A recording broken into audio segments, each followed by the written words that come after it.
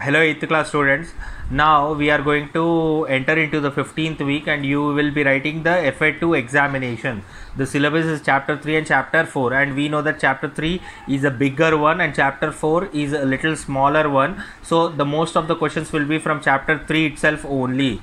So what you have to do is you have to focus primarily on chapter 3 and chapter 4 a little lesser. Okay, and now in the third and fourth video of this particular week I'm going to explain you the question and answers which will be there, which are very likely to appear in your FA2 and annual exams or quarterly examinations. Okay, so our prime focus should be on this when it comes to FA2, should be particularly on your FA this chapter 3, synthetic fibers. Okay, so most of the questions will be from synthetic fibers, and hardly there will be 1 and 2 questions from metals and non-metals, which is your chapter 4.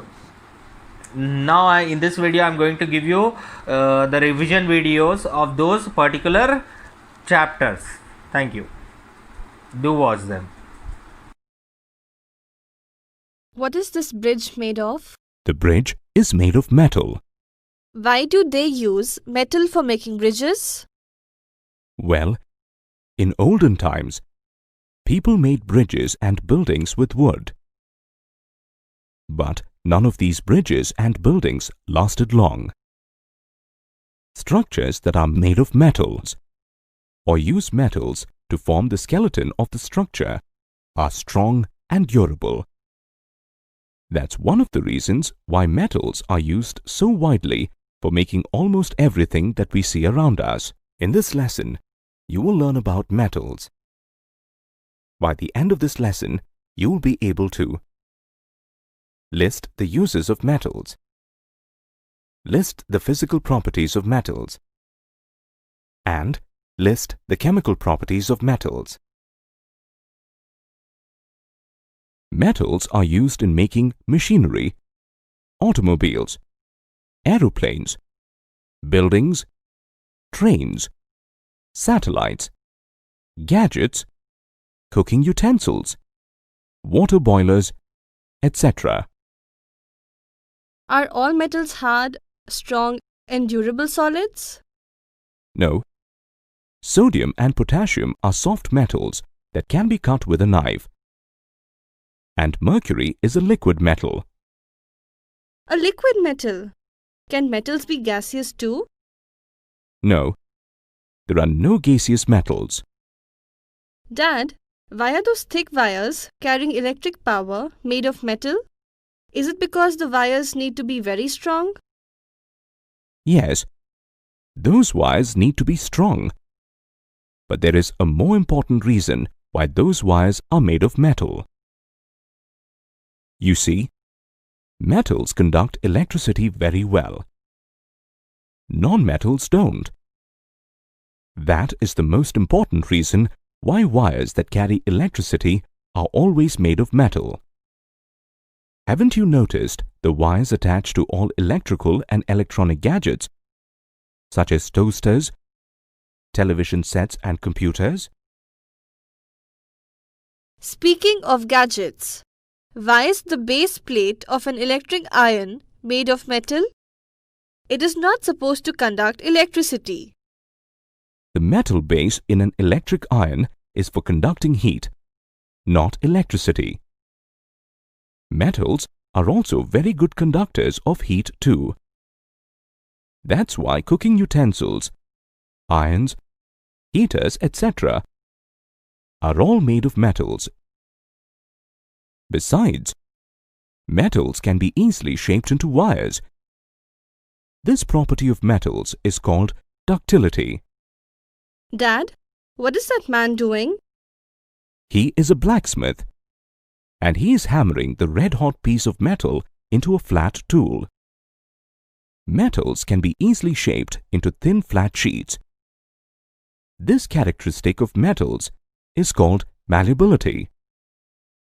Ah, Dad explains this aluminium foil that Mom uses to pack my lunch in. Dad, look at those shiny bells in the temple. Are those made of metal too?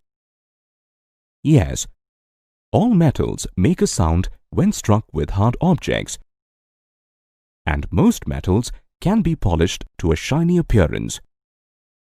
That's why gold and silver jewelry shine so much. Dad, how do I distinguish metals from non-metals?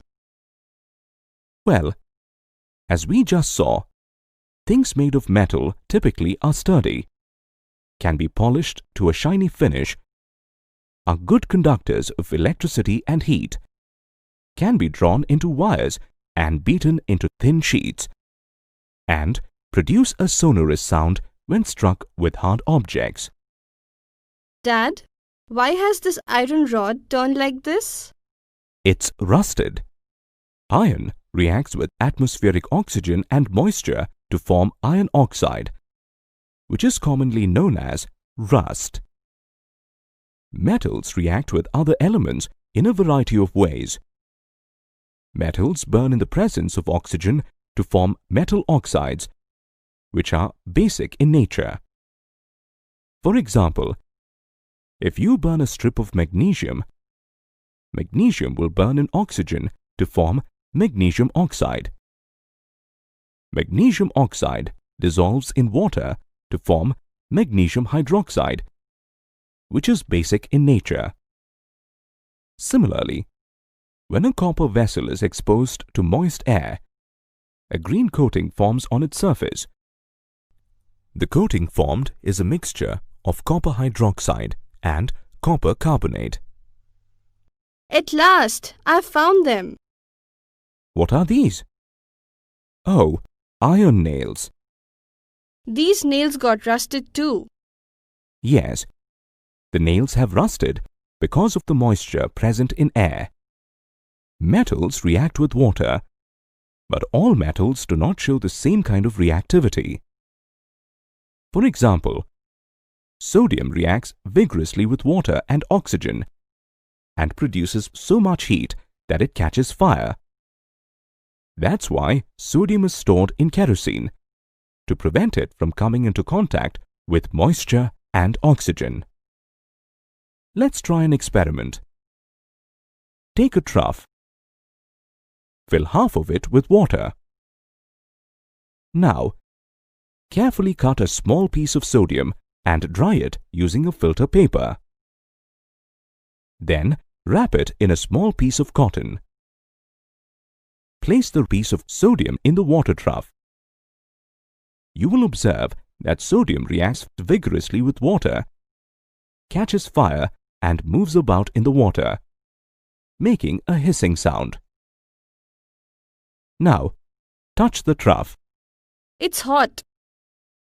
So, now you understand how much heat was produced in the reaction.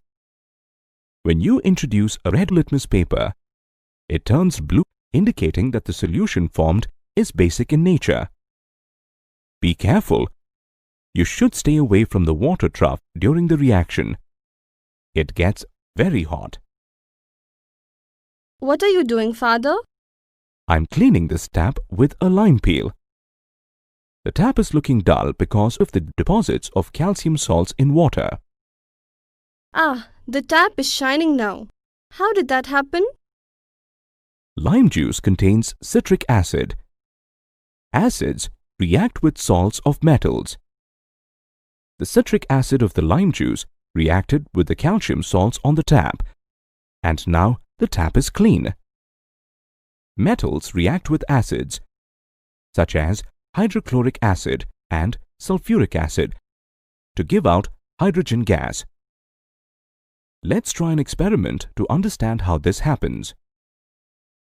Let's take 4 different metals: magnesium, iron, aluminium and copper in 4 different test tubes A, B, C and D respectively.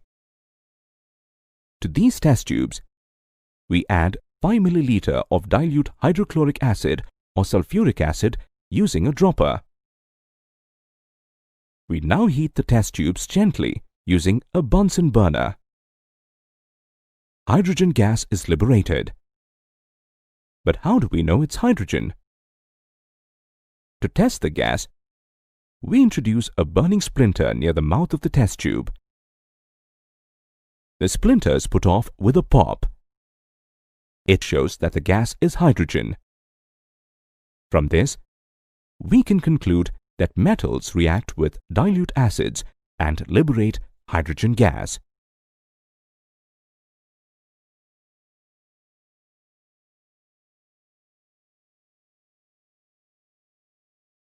Do metals react with bases in the same way that they react with acids?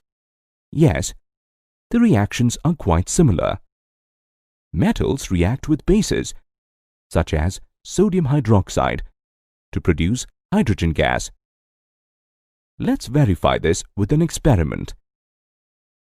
Prepare a fresh solution of sodium hydroxide in a test tube by dissolving 3 or 4 pellets of it in 5 ml of water. Into this solution, drop a piece of aluminium foil. We now bring a burning splinter near the mouth of the test tube. The splinter is put off with a pop. This shows that hydrogen gas was produced. Indeed, the reactions of metals with acids and bases are quite similar. But Dad, you mentioned that some metals, such as sodium, react more vigorously than others. How do you know that? Let me show you an interesting experiment. Let's take 5 beakers, A, B, C, D and E. Let's take copper sulfate in beaker A and B. Drop some zinc granules in beaker A and iron filings in beaker B. Take zinc sulfate in beakers C and E. Drop copper turnings in beaker C and iron filings in beaker E. In beaker D, take some ferrous sulfate solution with a few copper turnings. Now, note that the blue color of the solution in beaker A has disappeared. This is because zinc replaces copper from copper sulfate. In beaker B, the solution turned green. This is because iron has replaced copper from the copper sulfate solution. There is no change in the other 3 beakers, C, D and E. This brings us to the end of the detailed session on metals, their appearance, behavior and uses in our day-to-day life. Now, you should be able to describe the physical and chemical properties of metals and list their uses.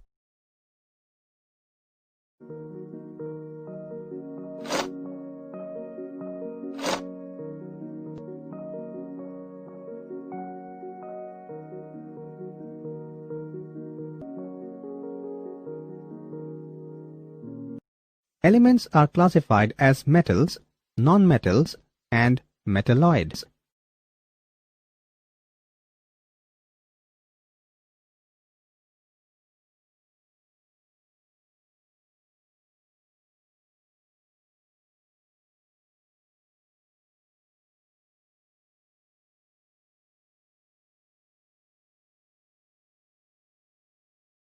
Physical state.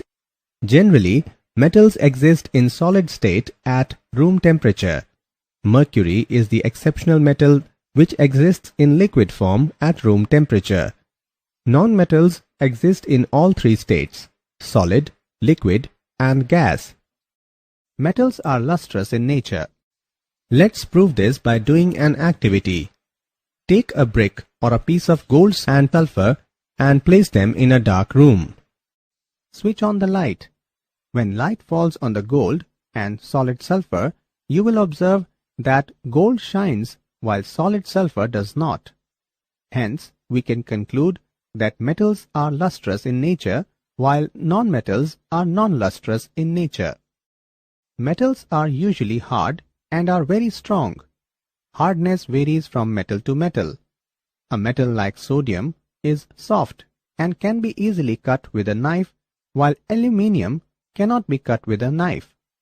So, metals are generally hard but a few metals like sodium, potassium, etc. are exception. Malleability and ductibility.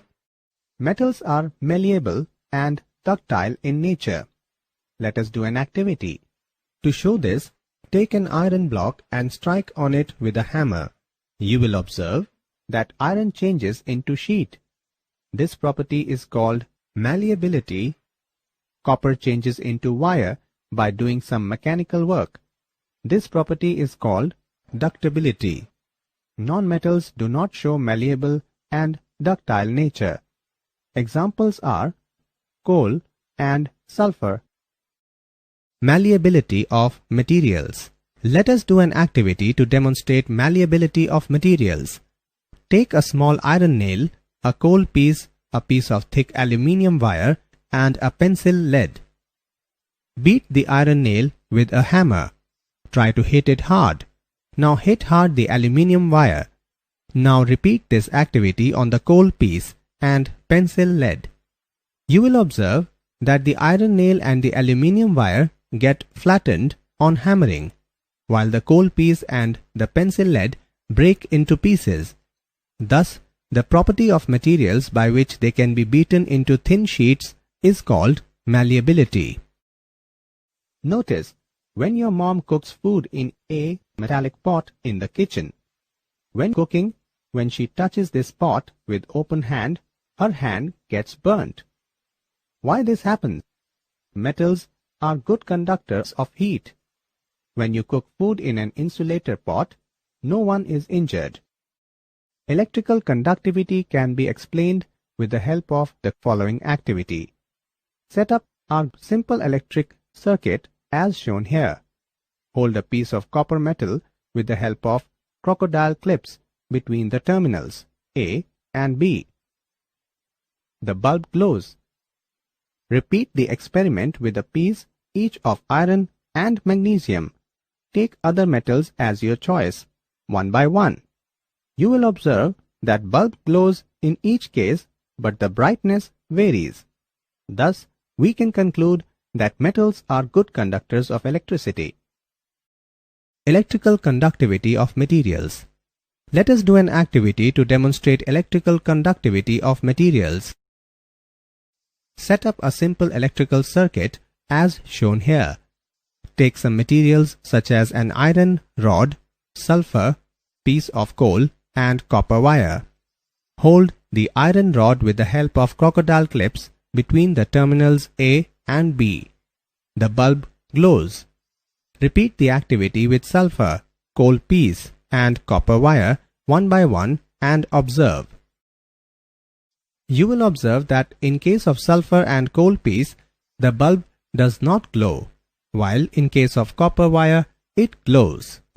This activity shows that iron rod and copper wire are good conductors of electricity, while sulfur and coal piece are bad conductors of electricity. A peon strikes a metal with a hard surface in the school for ringing the bell. Metals produce sound when they are hit with hard objects. Thus, metals are said to be sonorous. Take a strip of magnesium and clean it with sandpaper. Hold it with a tong pair or a holder. Bring it in contact with the flame of burner and let it burn.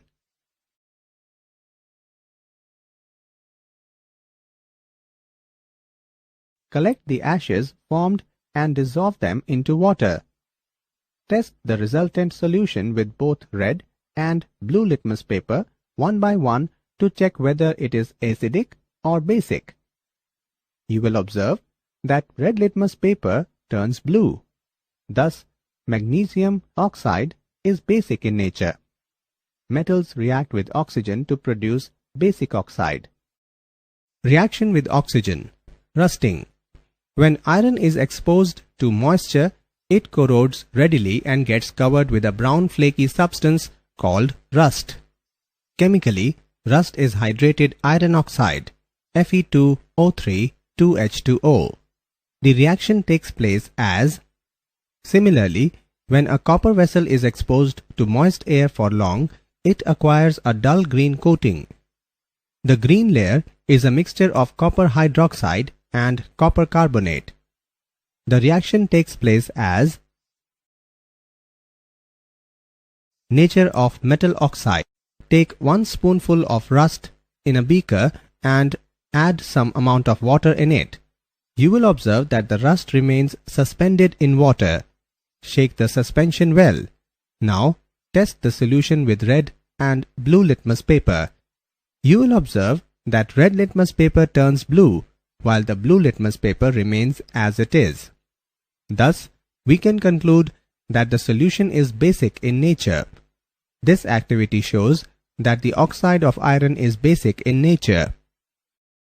Collect samples of a few metals like sodium, magnesium, iron and copper.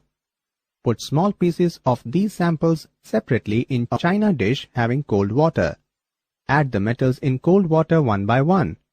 We will observe that sodium reacts with cold water. The rest of metals do not react with cold water. Similar activity is performed in hot water. Magnesium reacts with hot water and the rest of the metals do not react with hot water. In case 1, take a hard glass wood soaked in water. Now put iron wire and heat the test tube. Iron reacts with the steam. A gas evolves. Bring burnt matchstick. It burns with a pop. We conclude that hot iron reacts with steam to produce hydrogen gas. In case 2, repeat the experiment with copper. Hydrogen gas is not produced. Reaction with water. Let us do an activity to demonstrate the reactivity of metals with water. Take a 250 milliliter beaker. Fill it up to half with water. Cut a small piece of sodium metal carefully. Dry it using filter paper and wrap it in a small piece of cotton. Put the wrapped sodium piece into the beaker and observe, keeping away from the beaker. You will observe that the sodium reacts vigorously with water. Now touch the beaker after completing the reaction. It becomes hot. Test the solution with red and blue litmus papers. You will find that the red litmus paper turns blue while the blue litmus paper does not change. This test confirms that the solution is basic in nature. By this activity we can conclude that metals react with water to form bases. Take a test tube containing a piece of sodium. Add 5 ml of dilute hydrochloric acid with the help of a dropper to test tube from a bottle. Bubbles come out of the tube. Bring a burning matchstick near the mouth of the test tube. Gas burns with a pop sound. It shows that acids react with metals producing hydrogen gas. Reaction with acids. Let us do an activity to demonstrate the reactivity of metals and non-metals with acids. Take samples of magnesium ribbon, aluminium foil, iron filings, peeled copper, charcoal powder and sulfur powder in separate test tubes and label them as A, B, C, D, E and F. Add 5 ml of dilute hydrochloric acid to each test tube one by one using a dropper.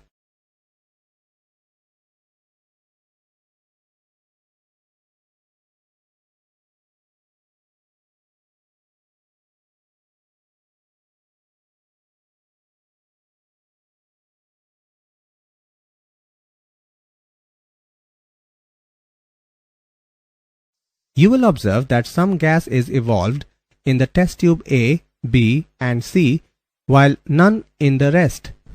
Now bring a burning matchstick near the mouth of the test tube A, B and C. The evolving gas burns with a pop sound. The test tube D, E and F do not evolve any gas because they do not react with the acid. This activity shows that some metals react with acids to form salts and give out hydrogen gas, while the non-metals do not react with acids. Take a test tube containing a fresh solution of sodium hydroxide. Add a piece of aluminium foil using a spatula into it. You will observe that a bubble formed in the test tube. Bring the burning matchstick near the mouth of the test tube. Gas burns with a pop sound. we conclude that metals react with base to produce hydrogen gas. Take 4 beakers half filled with water and label them as A, B, C and D. Add A mixture of compounds of copper sulfate and zinc granules, copper sulfate and iron nails,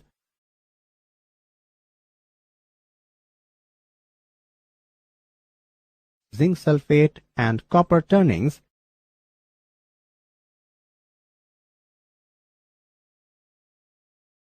iron sulfate and copper turnings,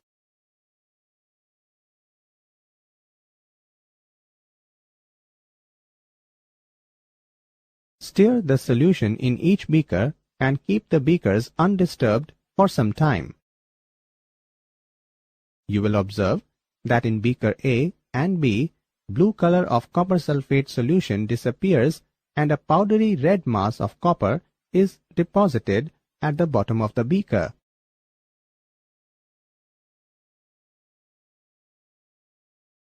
We conclude that A more reactive metal can replace a less reactive metal, but a less reactive one cannot replace a more reactive metal.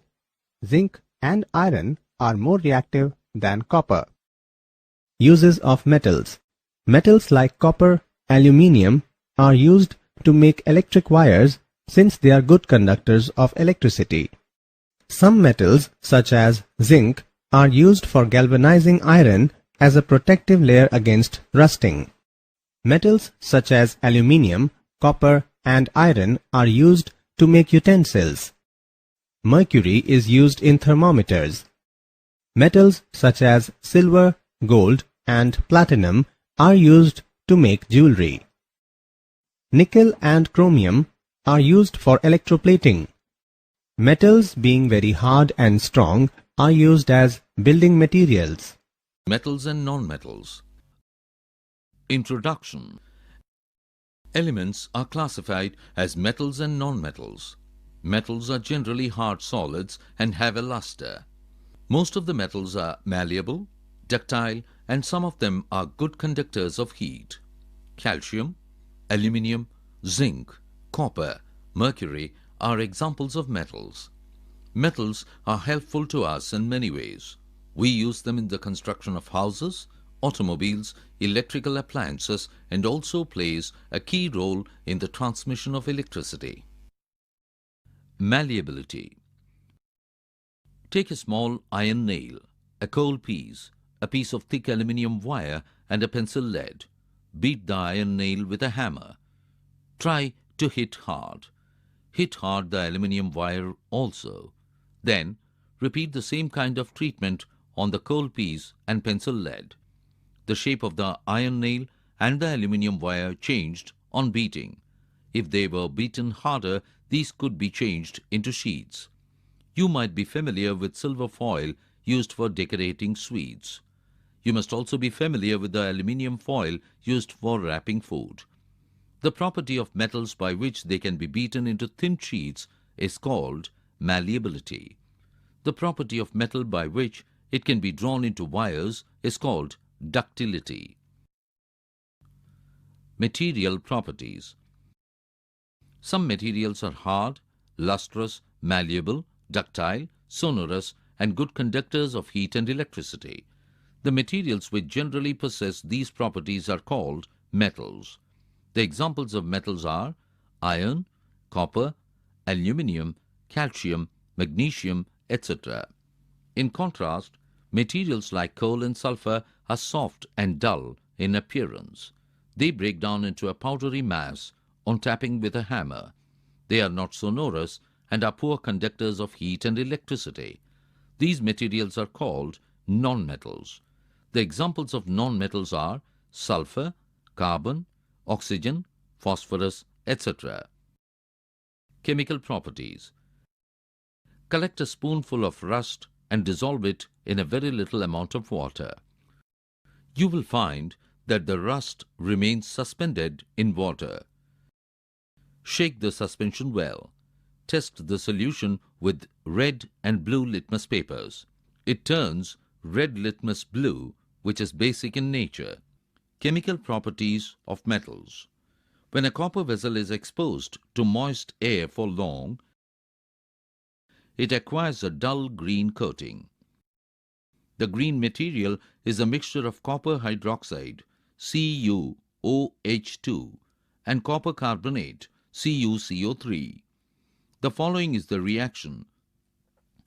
2Cu plus H2O plus CO2 plus O2 gives CuOH the whole 2 plus CuCO3. Oxides of nonmetals. Take a small amount of powdered sulfur in a deflagrating spoon and heat it. If deflagrating spoon is not available, you may take a metallic cap of any bottle and wrap a metallic wire around it and give it the shape as shown in figure. As soon as sulfur starts burning, introduce the spoon into a gas jar or glass tumbler. Cover the tumbler with a lid to ensure that the gas produced does not escape. Remove the spoon after some time. Add a small quantity of water into the tumbler and quickly replace the lid. Shake the tumbler well. Check the solution with red and blue litmus papers, as shown in figure. The name of the product formed in the reaction of sulfur and oxygen is sulfur dioxide gas. When sulfur dioxide is dissolved in water, sulfurous acid is formed.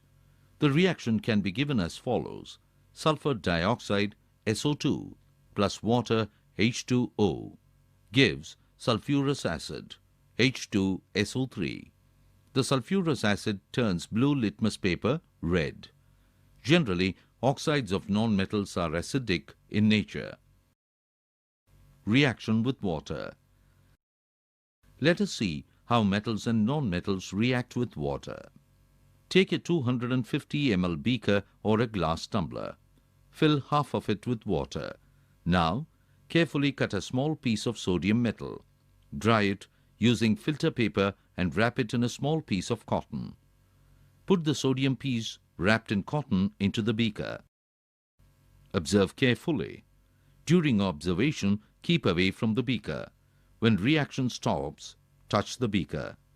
Test the solution with red and blue litmus papers. It is observed that sodium reacts vigorously with water. Some other metals do not do so.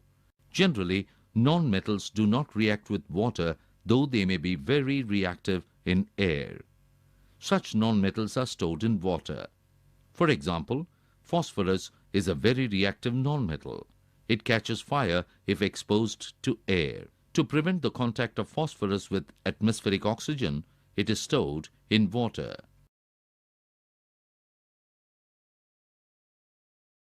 Prepare a fresh solution of sodium hydroxide in a test tube by dissolving 3 pellets of it in 5 ml of water. Drop a piece of aluminium foil into it.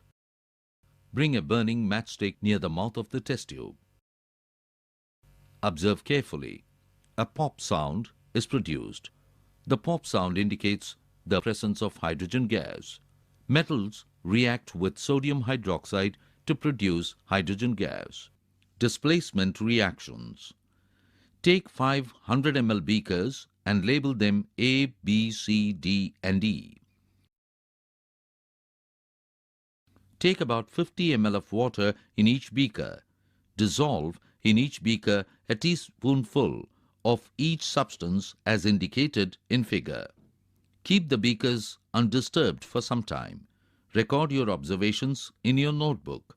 In beaker A, zinc, Zn, replaces copper, Cu, from copper sulfate, CuSO4. That is why the blue color of copper sulfate disappears and a powdery red mass of copper is deposited at the bottom of the beaker. The reaction can be represented as follows.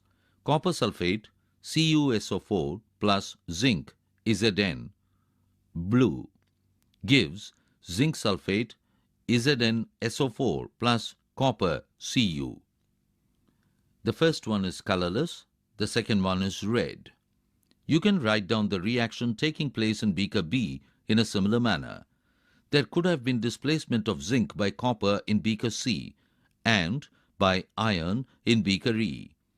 Similarly, iron could be displaced by copper in beaker D. Since we do not see any change in beaker C, we can infer that copper is not able to replace zinc from zinc sulfate. Zinc is more reactive than copper and iron. A more reactive metal can replace a less reactive metal, but a less reactive metal cannot replace a more reactive metal. Uses. Non-metal is essential for our life, which all living beings inhale during breathing.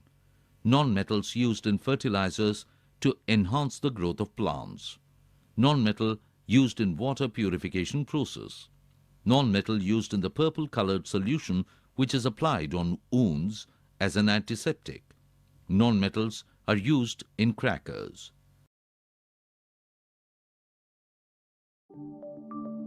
Metals and nonmetals.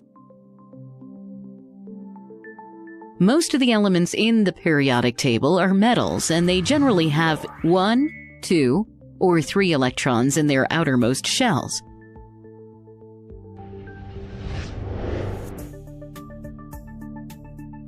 Nonmetals, present to the right side of the periodic table, have 5, 6, or 7 valence electrons. As the number of valence electrons decides the chemical properties of an element, metals and nonmetals differ in their chemical properties. In this topic, we will learn how to distinguish between a metal and a nonmetal based on their reaction with oxygen.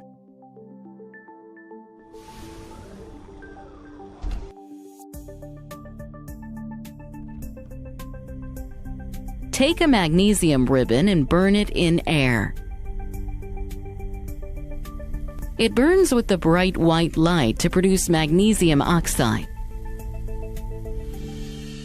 Here, magnesium reacts with oxygen and forms magnesium oxide, which appears as a white residue. Collect this residue. Dissolve it in a small amount of water. The magnesium oxide dissolves in water, resulting in the formation of magnesium hydroxide. Dip a red as well as a blue litmus paper into this solution. The red litmus paper turns blue, indicating that the solution is basic, while no change is observed in the blue litmus paper. This activity confirms that a metal forms a basic oxide on reacting with oxygen.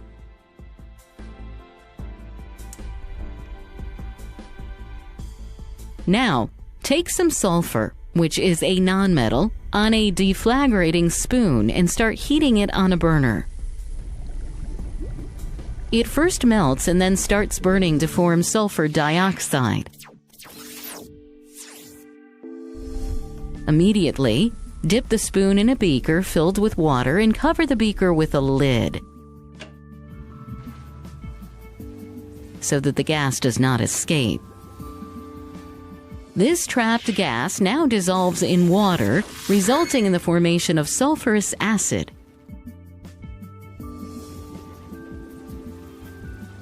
This is verified by immersing red and blue litmus papers into this solution.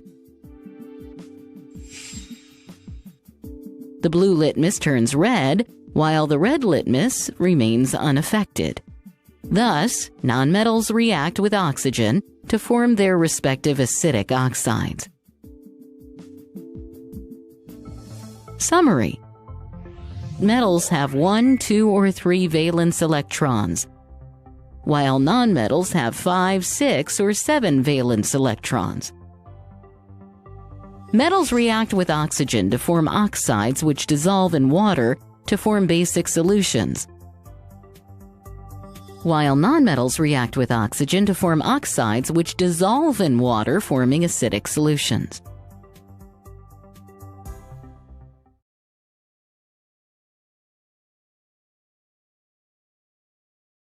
Gold, copper, aluminum, mercury, lead, etc. are few metals which are used in a lot of things around us. Carbon, sulfur, hydrogen, nitrogen, chlorine, phosphorus are few non-metals which are used in various day-to-day life things. In this video, we will learn different uses of metal and non-metals. Uses of metals. Metals such as iron have high tensile strength and thus used in making houses, bridges, engine parts. Copper is good conductor of electricity and thus electric wires are made from it. Copper is good conductor of heat and various utensils are made from it. Because of its durability and malleability, it is used in making coins and statues. Silver and gold are lustrous metal and thus used in making jewelry, in decorative items, and photography. Mercury is liquid at room temperature and changes uniformly with the rise in temperature. This property makes it useful in thermometer and barometer. Thermometer is used in measuring temperature whereas barometer is used in measuring atmospheric pressure. When temperature or pressure rises, mercury expands and rises in the thermometer or barometer. Aluminum is lightweight and used in aerospace industries. In planes, aluminum is used in the form of alloy of magnesium. Aluminum is also good conductor of electricity and it is ductile too. Thus it is used in making cables and wires. Lead is used in automobile batteries, X-ray machines. Now let us discuss uses of few non-metals. Carbon is a non-metal. Diamond and graphite are two forms of carbon that are found naturally. Diamond is a well-known jewelry material. It is also the hardest naturally matter and is used in cutting glass and in grinders. Pencil leads are made from graphite. Sulfur is used in the manufacturing of gunpowder and vulcanization of rubber. In vulcanization, rubber is heated with sulfur and other materials. After this process, elasticity, resilience, tensile strength, viscosity, hardness and weather resistance of rubber increases. Phosphorus is used in matches, rat poison etc. Matchsticks contain phosphorus and chlorate which, on friction, acts like a explosive and help wooden stick to burn. Nitrogen is base material of proteins which are used by living beings for growth. In plants, ammonia is good source of nitrogen. Ammonia is made from nitrogen nonmetal.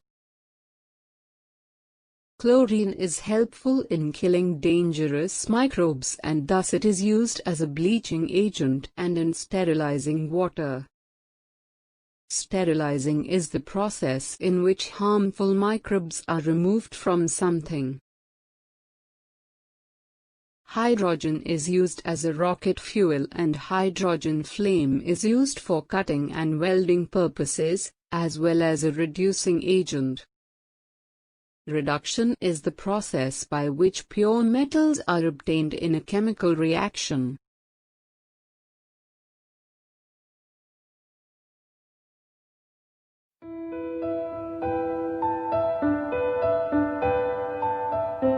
Welcome to Let us do a lab activity to know the reaction of metals and nonmetals with oxygen.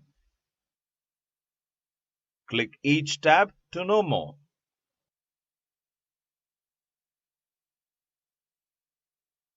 The aim of this activity is to know the reaction of metals and nonmetals with oxygen.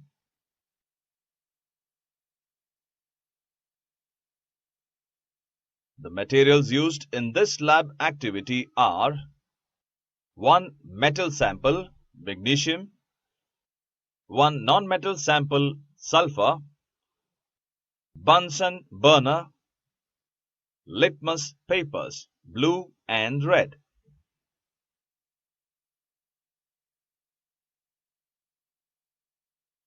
Take a magnesium ribbon.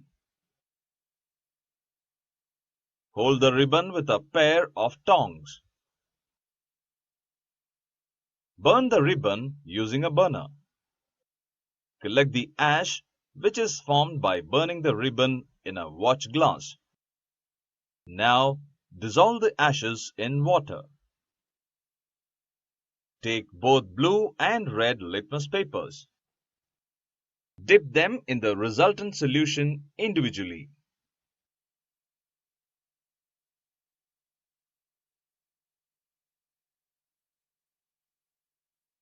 Observe the changes in color of both the litmus papers.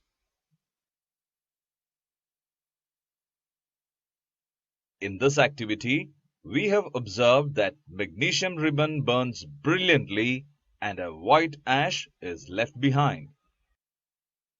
We also have observed that the red litmus paper turns into blue color and blue litmus paper remains unchanged.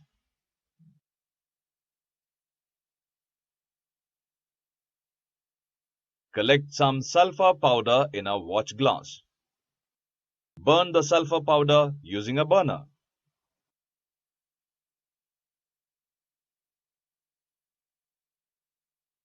Collect the fumes which are obtained by the burning sulfur in a test tube. Add a few drops of water in the test tube. Now, shake the test tube. Take both blue and red litmus papers. Dip them in the resultant solution.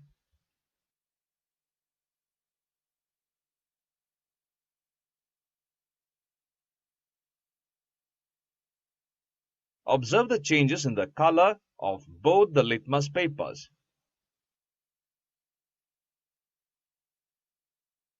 In this activity, we have observed that the blue litmus paper turns into red color and the color of red litmus paper remains unchanged.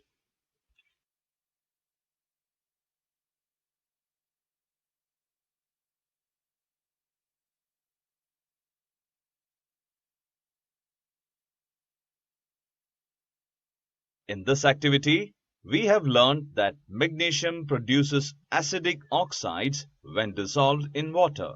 Sulfur produces basic oxides when dissolved in water.